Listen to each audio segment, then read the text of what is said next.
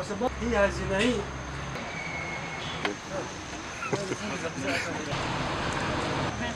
tupige picha na wewe. Hii ni sprinkler.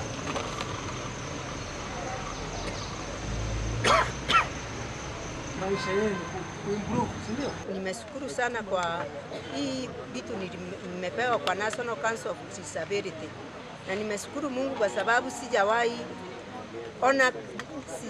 ona nitapata kitu hii kutoka maisha yangu, lakini nimeshukuru Mungu kwa sababu nimepata kama zawadi. Na mwito wetu haswa kwa wazazi wasiofiche watoto wao ambao wako na ulemavu, kwa sababu hii ni hatia. Serikali kuu imeanzisha mradi mbalimbali na kuna mashirika mengi sana ambayo yanasaidia watu ambao wana ulemavu. Kwa hivyo sisi kazi yetu ni kumobilize na tukishapata majina tunawaambia waje hapa leo. Ndio kazi yetu hiyo. Sasa hawa watu wametoka kama sub county kama 3.